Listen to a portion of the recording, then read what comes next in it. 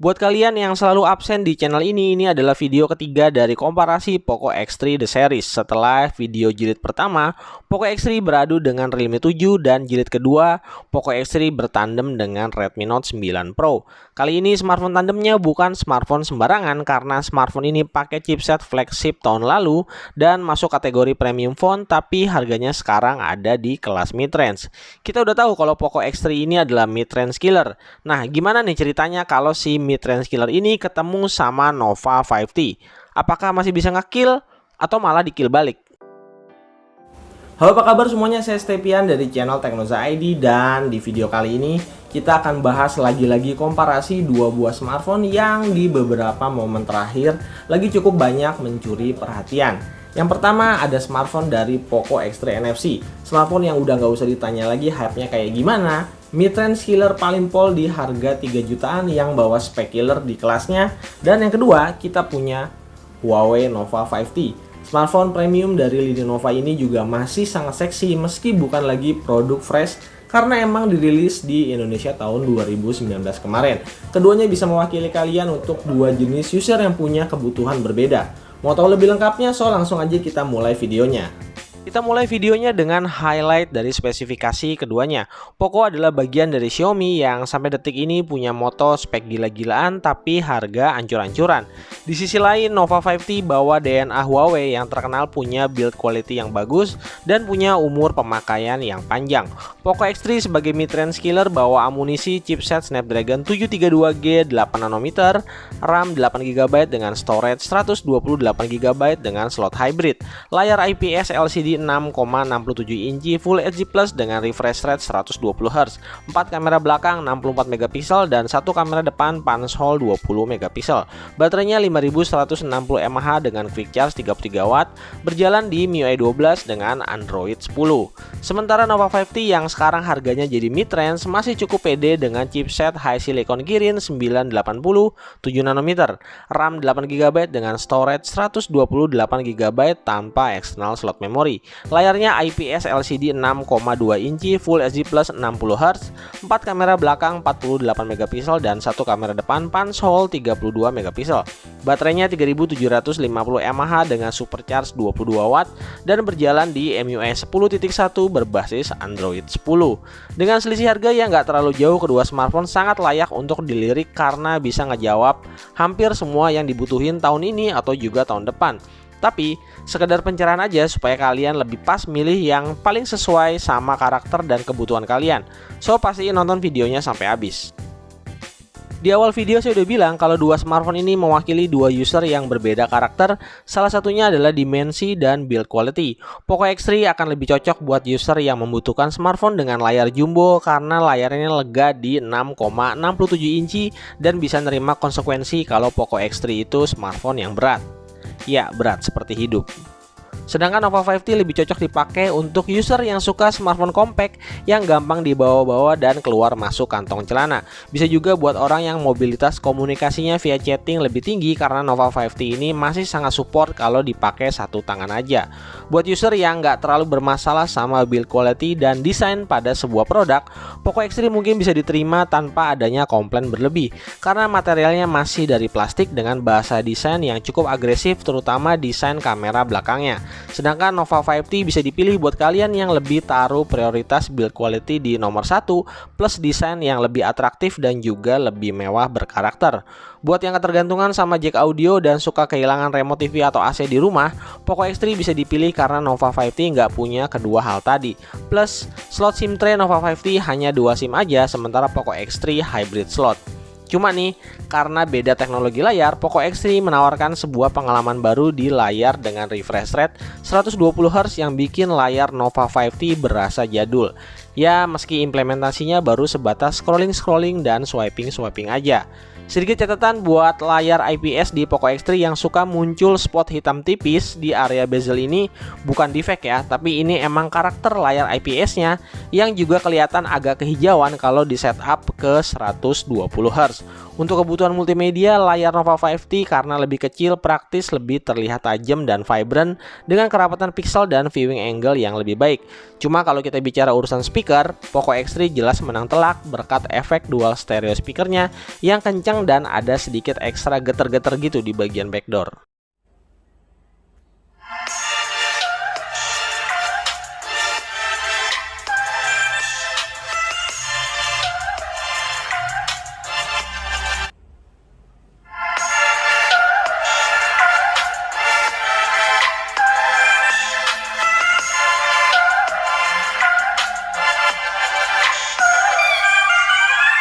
Kalau lagi bahas komparasi atau versus, bagian ini mungkin jadi bagian inti dari segala inti. Ya, performa secara keseluruhan. Mungkin di awal rilis Poco X3 kelihatan begitu dewa dan serasa nggak punya lawan karena pakai chipset terbaru Snapdragon 732G dan punya memori besar dan bisa cetak skor AnTuTu benchmark nyaris di 300.000 poin. Tapi, coba lihat apa yang Nova 5T punya. Chipset high silicon Kirin 980 dengan memori yang juga gede dan punya skor AnTuTu bisa lewat dari 400.000 poin. Ada juga satu poin yang bisa dijadiin perhatian buat kalian yang lagi incar kedua smartphone ini, yaitu UI. Kenapa? Karena saya rasain MIUI 12 di Poco X3 berasa kurang matang dan kurang maksimal. Meski Xiaomi udah kasih update perdana belum lama ini, tapi rasanya software MIUI-nya masih belum juga optimal karena masih suka terjadi lag-lag kecil maupun masalah hang di kamera meski sifatnya kadang-kadang dan bukan permanen. Beda banget sama MIUI 10.1 di Nova 5T yang jauh lebih stabil dan matang jalanin chipset Kirin 980 yang dari awal rilis emang juara kalau soal kinerja dan efisiensi. Kedua smartphone juga udah saya lakukan speed test dengan ngebuka 5 aplikasi secara bersamaan dan hasilnya Nova 5T bisa buka aplikasi lebih cepat ketimbang Poco X3 dan Nova 5T juga punya waktu booting yang lebih cepat.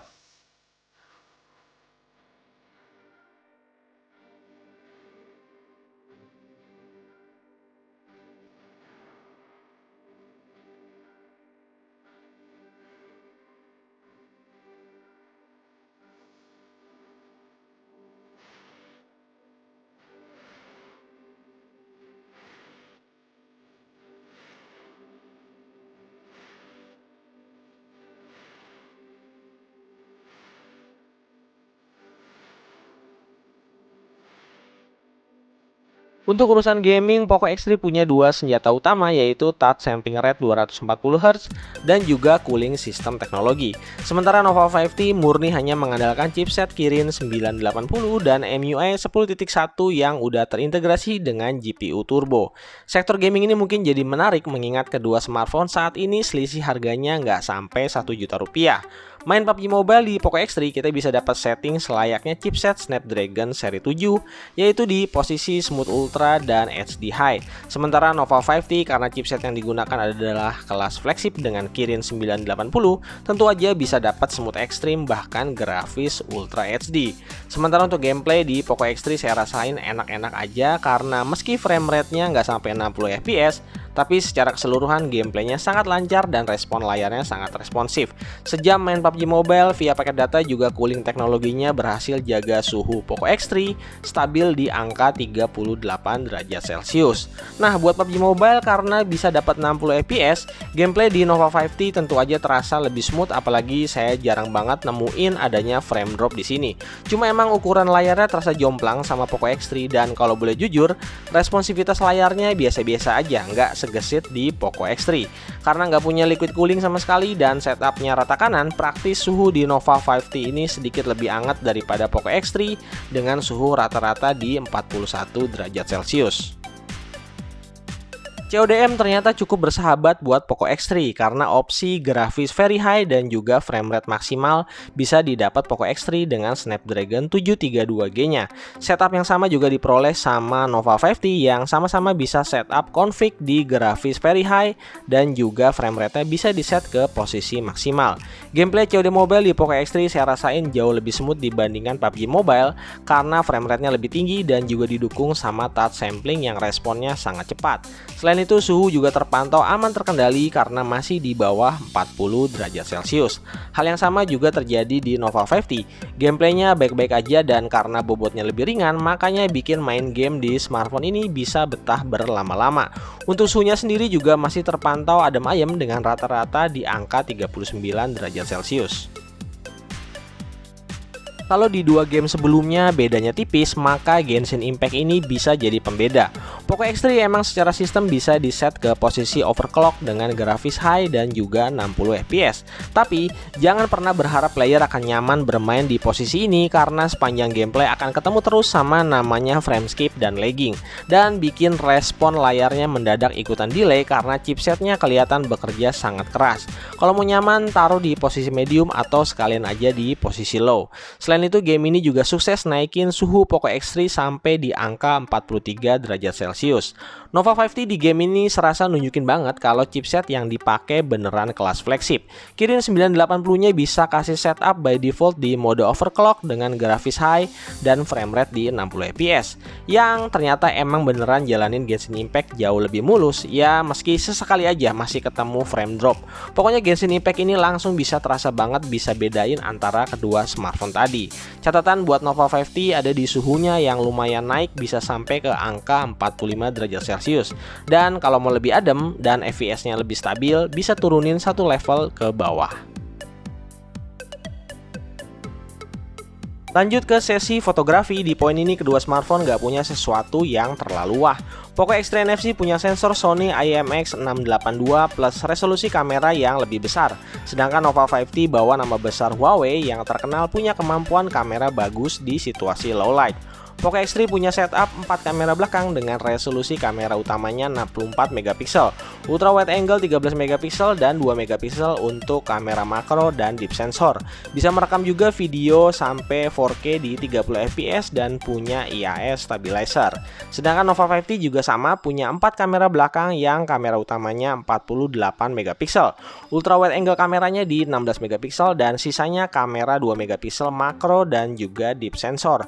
Nova 5T bisa merekam video hingga maksimal 4K di 30 fps dan juga punya IAS stabilizer.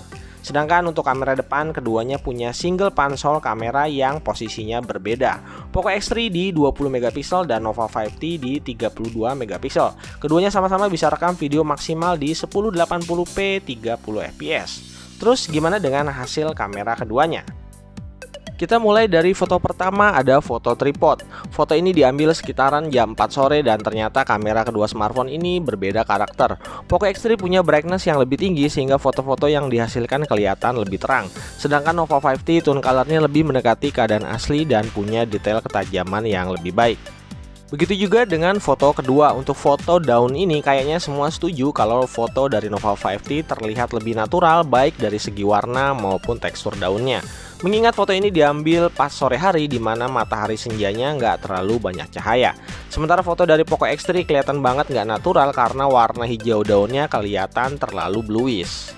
Untuk foto ketiga adalah foto dengan resolusi maksimal di kedua smartphone, yaitu 64 megapiksel Poco X3 dan 48 megapiksel Nova 5T. Di foto ini kamera Poco X3 terlihat lebih tajam di mana warna bangunan lebih pekat dan highlight di bagian tekstur awan masih bisa terlihat jelas. Sementara Nova 5T kalah tajam, tapi menariknya Nova 5T bisa mengambil dynamic range lebih bagus di area daun, sementara detail foto awannya agak miss. Masih di resolusi tertinggi, foto beruang ini juga langsung kelihatan kalau foto hasil Nova 5T lebih tajam. Dan buat lebih meyakinkan, setelah di cropping 100%, hasilnya memang Nova 5T lebih tajam dan lebih detail. Hasil serupa kembali ditunjukkan lewat foto bunga berikut di mana ketajaman kamera Nova 5T ada di atas Poco X3. Foto berikutnya diambil menggunakan lensa ultra wide angle yang kalau diperhatikan dengan seksama, lagi-lagi kamera Nova 5T punya hasil foto yang lebih tajam. Bisa kita lihat hasil cropping dari patung prajuritnya masih terlihat jelas tekstur di bagian baju dan juga bangunan sekelilingnya. Sementara foto dari Poco X3 hampir di semua bagian udah mulai ngeblur nggak jelas. Sementara untuk foto-foto dengan objek manusia, kedua smartphone kelihatan masih ada sedikit overprocessing meski AI-nya udah dinonaktifkan. Perbedaan di sini bisa dilihat dari tone kulit Nova 5T sedikit lebih natural dan juga untuk alis dan rambut lebih bisa kasih detail yang lebih baik dibandingkan Poco X3.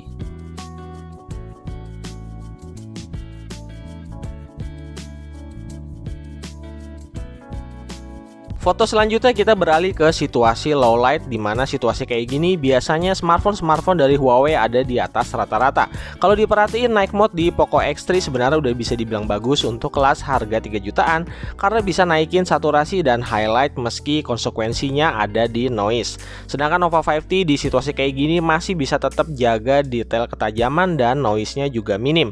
Bisa dicek di area hijau daun dan keramiknya. Sementara perbedaan makin kelihatan kalau situasinya ada di outdoor dengan foto yang ada langitnya. Misalnya foto SPBU ini. Di situasi kayak gini Poco X3 hampir nggak bisa diandalkan karena kameranya hanya fokus menaikkan saturasi yang berujung pada noise. Beda dengan Nova 5T yang masih bisa kasih foto malam yang berimbang tanpa hasilin noise yang berlebihan. Nah, terakhir untuk foto low light dengan objek manusia pakai mode auto sebenarnya hasilnya berimbang antara keduanya. Cuma kalau pakai night mode lagi-lagi kualitas kamera Nova 5T masih ada satu level di atas Poco X3. Nah, kalau untuk urusan foto, kamera Poco X3 bisa dibilang masih ada di bawah Nova 5T, tapi menariknya kalau untuk urusan video, terutama poin kestabilan, Poco X3 ini bisa dibilang cukup mengimbangi Nova 5T. Kekurangannya di sini hanya pada dynamic range-nya yang kurang karena processing videonya lebih ke arah menaikkan saturasi seperti yang kalian bisa lihat di beberapa sampel video berikut. Oke, jadi ini dia contoh perekaman video kamera belakang resolusi 1080p 60 fps Nova 5T dan Poco X3 NFC.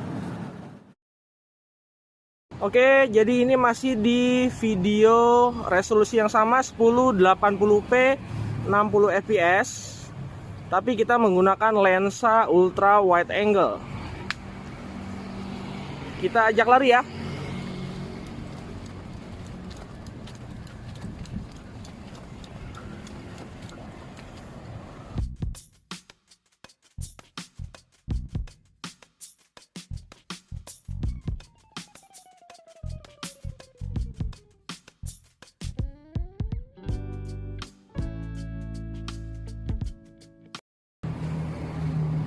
Oke, sementara ini adalah perekaman video kamera depan resolusi 1080p 30 fps yang kita ajak lari.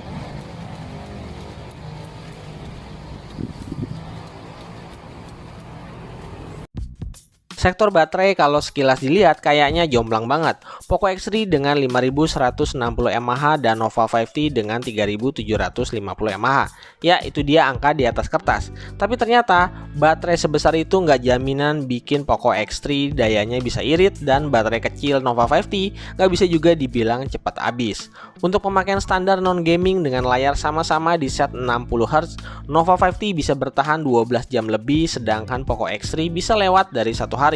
Daya tahan baterai keduanya akan langsung drop kalau Poco X3 dipakai intens di mode layar 120Hz dan Nova 5T dipakai ngegame. Yang di pemakaian saya pribadi, Nova 5T hanya sanggup bertahan 4 jam kalau dipakai full ngegame. Nah, Poco X3 juga hanya punya screen on time 5 jam aja kalau pakai mode 120Hz. Dari data keduanya, kesimpulan saya mode 120Hz Poco X3 lumayan bikin nguras baterai meski kapasitas sudah gede. Sedangkan Kirin 980 sukses bikin Nova 5T serasa punya baterai di 4000-an. Sementara untuk charging time dengan charger 33 watt, Poco X3 dari 10% sampai full butuh waktu 1 jam 15 menit, sedangkan Nova 5T lewat supercharge 22 wattnya dari 5% ke 100% butuh waktu 1 jam 20 menit.